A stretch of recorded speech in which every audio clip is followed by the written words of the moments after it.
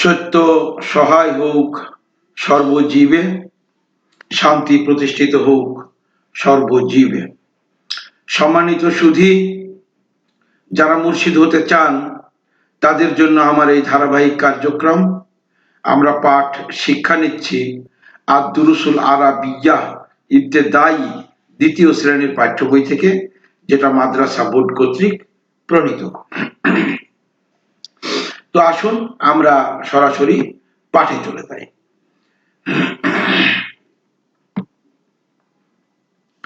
তো আমরা আজকে যে পাঠটি পরিবেশন করব, অধ্যয়ন করব, সেই পাঠটি হলো আদ-দারসুর রাবিয়া আশারা। আদ-দারসুর রাবিয়া আশারা অর্থাৎ 14তম পাঠ বা চতুর্দশ পাঠ। আর দারসু মানে পাঠ, আর রাবিয়া আশারা মানে 14। তো 14তম পাঠ। এই পাঠে আমরা কি শিখব? ইস্তিখদাম মানে ব্যবহার, ইস্তিখদাম মানে ব্যবহার। কিসের ব্যবহার শিখব? ফি, আলা, মিন, ওয়া, ইলা। তাহলে এখানে 4টা জিনিস শিখবো। একটা হলো ফি মানে মধ্যে, আলা মানে উপরে, মিন মানে হতে, এবং ওয়া, ওয়া মানে এবং, ইলা, ইলা মানে দিকে। এই 4টা বিষয়ের উপর আমরা শিক্ষা নেব। তো এই 4টা যে হরফ বা শব্দ, এই 4টি শব্দের একটি পরিচয় আছে। এর নাম হচ্ছে হরফে জার। হরফে জার অর্থাৎ এই ফি মানে মধ্যে, আলা মানে উপরে, মিন মানে হতে, ইলা মানে দিকে। এই 4টি শব্দ যে শব্দের পূর্বে উচ্চারিত হবে থাকবে, তো যে শব্দের পূর্বে থাকবে সেই শব্দটির শেষে জের হবে। অর্থাৎ ফি, আলা, মিন এবং ইলা এই শব্দের পরে যে শব্দটি থাকবে সেই শব্দটির শেষে জের হবে। এটা হচ্ছে ব্যাকরণগত বিষয়। এই জের হবে এজন্যই এটাকে বলা হয় হরফুল জার। তো আমরা এই বিষয়ে যে অধ্যয়নটা করব, সে অধ্যয়নের পূর্বে আমরা এখানে কিছু শব্দার্থ আছে। তো আমরা আগে শব্দার্থগুলি একটু দেখে আসি। শব্দার্থগুলি দেখে এসে তারপরে আমরা শব্দার্থগুলি পড়ে তারপরে আমরা হলো ইতে যাব, শব্দার্থ শেষ করে তারপরে যাব হলো মূল পড়াতে। তো মানি মানে অর্থ, মুফরাদাত মানে শব্দ গুচ্ছের বা শব্দের। তো মানিল মুফরাদাত অর্থাৎ শব্দার্থ। তো আল কালিমাতু, আল কালিমাতু মানে শব্দ, কালিমাতু মানে শব্দ। মানাহা, মানাহা বা মানাহা, মানাহা অর্থাৎ তার অর্থ। এটা শব্দ এবং শব্দের অর্থ, তার অর্থ এখানেও তাই লেখা আছে। তো আলা, আলা শব্দের অর্থ উপরে। আলা, আলা মানে উপরে। আয়না, আয়না মানে কোথায়। আয়না, আয়না মানে কোথায়। আত-তাবিলাতু মানে টেবিল। আত-তাবিলাতু মানে টেবিল। গুরফাতুন মানে কক্ষ। গুরফাতুন মানে কক্ষ। আল ফাসলু মানে শ্রেণীকক্ষ। আল ফাসলু মানে শ্রেণীকক্ষ। আল হাম্মামু মানে গোসলখানা। আল হাম্মামু মানে গোসলখানা। সারিরুন মানে খাট। সারিরুন মানে খাট। আল মাতবাখু মানে রান্নাঘর। আল মাতবাখু রান্নাঘর। আল মুদিরু মানে অধ্যক্ষ। আল মুদিরু মানে অধ্যক্ষ। ফি মানে মধ্যে। ফি মানে মধ্যে। এটুকু ছিল শব্দার্থ। তো এই শব্দার্থ আমরা এগুলি অবশ্যই মুখস্থ করব শব্দার্থগুলি। শব্দার্থগুলি মুখস্থ করার পর এবার আমরা সরাসরি পাঠে চলে আসব। পাঠে কি বলছে? আঞ্জুরু ওয়াস্তামিউ ও আকরাউ, দেখি, শুনি ও পড়ি। তো দেখবো, শুনবো এবং পড়বো, এটা হামজা। হামজাতে আল বাইতু, আল বাইতু। কেন আল বাইতু হলো? এটা কিন্তু মূলে ছিল বাইতুন, মানে একটি বাড়ি, আর আল বাইতু মানে বাড়ি বা বাড়ি। তো এই আল বাইতু, এই তখন একটা পেশ পড়ে গেছে, বাইতুন থেকে একটি পেশ পড়ে হয়েছে আল বাইতু, এই আলিফ লাম যুক্ত হওয়ার জন্য। এইবার আল বাইতুকে যদি আমরা বলি ফিল বাইতি, এই যে ফি, এটা হরফুল জার, এই হরফুল জারের কারণে এই যে তায়ে জের হয়ে গেছে সরাসরি, এটা আর ফিল বাইতু হয় নাই, এটা হয়েছে ফিল বাইতি। ফিল বাইতি শব্দের অর্থ ফি মানে মধ্যে, বাইতি মানে ঘরে। তো ফিল বাইতি মানে ঘরের মধ্যে বা ঘরে, ফিল বাইতি ঘরের মধ্যে বা ঘরে। আল মসজিদু, আল মসজিদু। তো এই যে আলিফ লাম হওয়ার জন্য এখান থেকে একটা পেশ পড়ে গেছে, মসজিদুন, মসজিদুন থেকে আল মসজিদু। এখন ফিল মসজিদি, ফিল মসজিদি, অর্থাৎ এই ফিটা হলো হরফুল জার, তাই এখানে জের হয়ে গেছে, অর্থাৎ ফিল মসজিদি, অর্থাৎ প্রণিপাতি স্থানে বা প্রণিপাতি স্থানের মধ্যে। আল হাম্মামু, আল হাম্মামু। তো আল হাম্মামু মানে গোসলখানা, আল হাম্মামু এটা কিন্তু ছিল হাম্মামুন, হাম্মামুন, সেখান থেকে এক পেশ পড়ে গেল, কারণ নাকিরা থেকে যখনই এটা মারিফা হয়ে গেল তখনই এর একটা পেশ পড়ে গেল, গিয়ে আল হাম্মামু।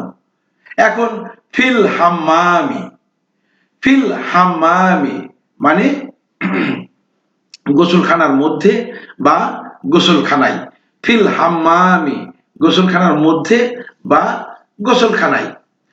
আল গুরফাতু, আল গুরফাতু মানে কক্ষ।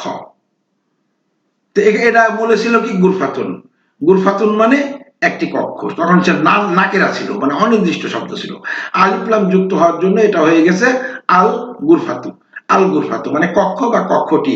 ফিল গুরফাতি, এই যে ফি আসার জন্য এখানে তায়ে জের হয়ে গেছে, এই পেশে পেশ নাই, এটা জের হয়ে গেছে। ফিল গুরফাতি অর্থাৎ কামরায় বা কক্ষে, কক্ষে বা কক্ষের ভিতরে। আসারিরু, আসারিরু মানে খাট, এটা ছিল সারিরুন, এটা মূলত ছিল সারিরুন, তখন ছিল এটা নাকেরা, মানে তখন ছিল একটি খাট। আর যখন আসারিরু মানে খাটটি, একটা পেশ পড়ে গিয়ে আসারিরু আলিফ লাম যুক্ত হওয়ার জন্য হলো আসারিরু, এবং তখন সে হয়ে গেল মারিফা। এখন আলা সারিরি, আলা সারিরি। তো এখানে সারিরু আর আসারিরু, এই আসারিরু থেকে আলা আসার জন্য এখানে রায়ে জের হয়ে গেছে, গিয়ে হলো কি আলা সারিরি, অর্থাৎ খাটের উপরে। আলা, আলা মানে উপরে, তাহলে খাটের উপরে। আসারিরুন, আসারিরু খাট, আলা সারিরি খাটে বা খাটের উপরে। আল মাকতাবু, আল মাকতাবু মানে ডেস্ক, আল মাকতাবু বলতে ডেস্ক। তো আল আল মাকতাবি এটা কিন্তু ছিল মাকতাবুন, মাকতাবুন এটা ছিল নাকেরা, মাকতাবুন, আর এটা আল মাকতাবু এটা কিন্তু হয়ে গেছে মারিফা। এইবার আল আল মাকতাবি, আল আল মাকতাবি অর্থাৎ ডেস্কের উপরে, আল আল মাকতাবি ডেস্কের উপরে। তো আরেকটু আমরা শেষ করব, এই পড়াটুকু শেষ করে আজকের মতো আমরা পাঠটা শেষ করব। এখানে বলতেছে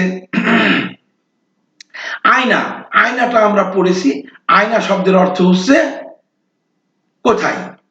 আয়না মুহাম্মাদুন, আয়না মুহাম্মাদুন অর্থাৎ আয়না মানে কোথায়, মুহাম্মাদুন মানে মুহাম্মদ, তো মুহাম্মদ কোথায়।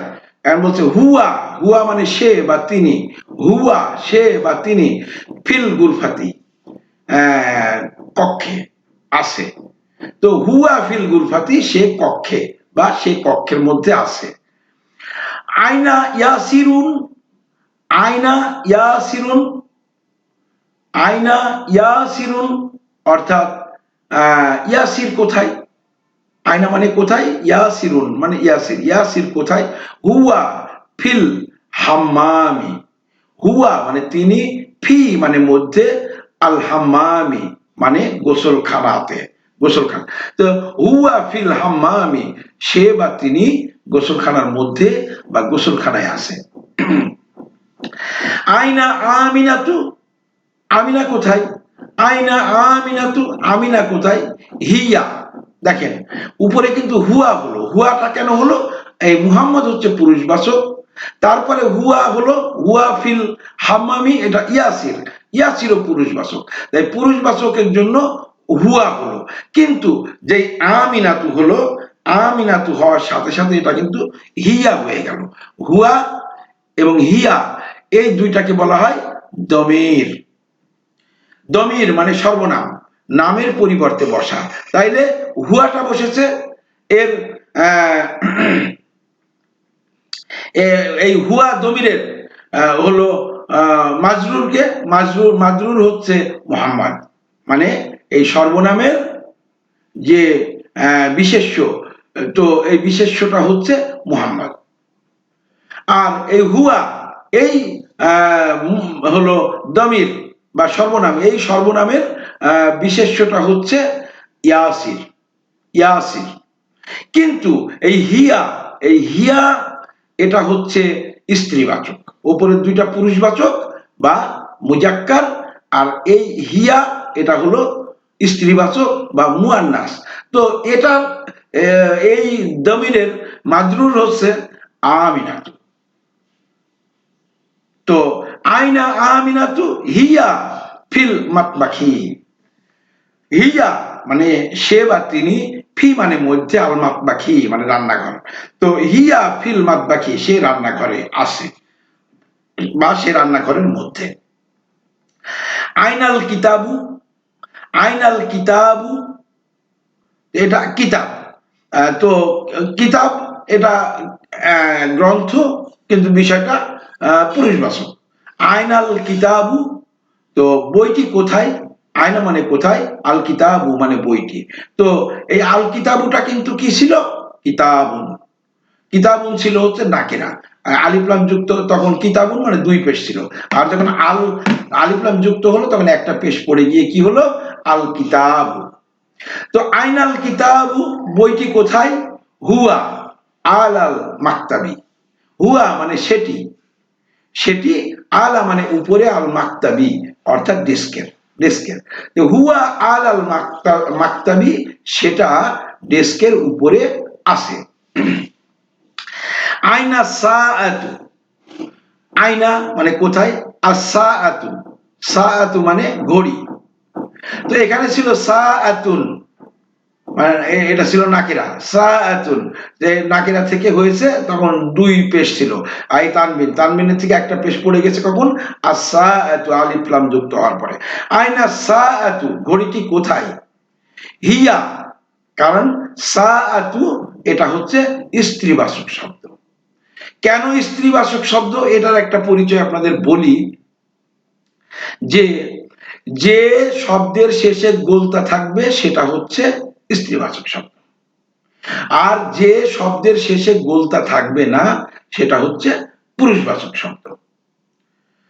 এটা একটা চিনার উপায়। আরেকটা, যদি কোনো নাম হয় তো পুরুষ নামের শেষে তানবিন হবে, যেমন মুহাম্মাদুন, ইয়াসিরুন, এগুলি কিন্তু সবই এই হলো তানবিন হচ্ছে পুরুষ নামের শেষে, কিন্তু মেয়ে নামের শেষে তানবিন হবে না। তাই এখানে কি বলছে, আমিনাতু, আমিনাতু অর্থাৎ এখানে হচ্ছে ই হবে না, ওই তানবিন থাকবে না। এই যে আইনা সাআতু এখানেও কিন্তু তানবিন নাই। আবার আইনা সাআতু, এই গোলতা আছে, এই গোলতার জন্য এটা স্ত্রীবাচক। তো আইনা সাআতু, ঘড়িটি কোথায়? হিয়া, এই যে হিয়া যেহেতু স্ত্রীবাচক তাই এখানে তার দমিরটা মুয়ান্নাস হয়েছে, দমিরটাও মুয়ান্নাস হয়েছে, যেহেতু মাজরুরটা হলো মুয়ান্নাস তাই দমিরটাও মুয়ান্নাস হয়েছে। তো হিয়া আলাস আলাস সারিরি, আলাস সারিরি, সেটা খাটের উপরে, আলা মানে উপরে, সারিরি এটা কিন্তু ছিল সারিরুন, সারিরুন, তো সারিরুন ছিল নাকেরা, আর এখানে জের হয়েছে, কেন জের হয়েছে? আলা আসার কারণে। তো হিয়া আলা সারিরি, সেটা খাটের উপরে আছে। তো আজকের পাঠ আমরা এখানেই শেষ করলাম, হামজাটা, পরে আমরা বা আমরা এর পরবর্তীতে বা পরিবেশন করব, অধ্যয়ন করব। তো আশা করি আপনারা সুন্দরভাবে এই পাঠগুলি মুখস্থ করবেন, এই প্রত্যাশা রেখেই এখনকার মতো শেষ করছি। সকলের উপরে শান্তি প্রতিষ্ঠিত হোক, সত্য সহায় হোক সর্বজীবে।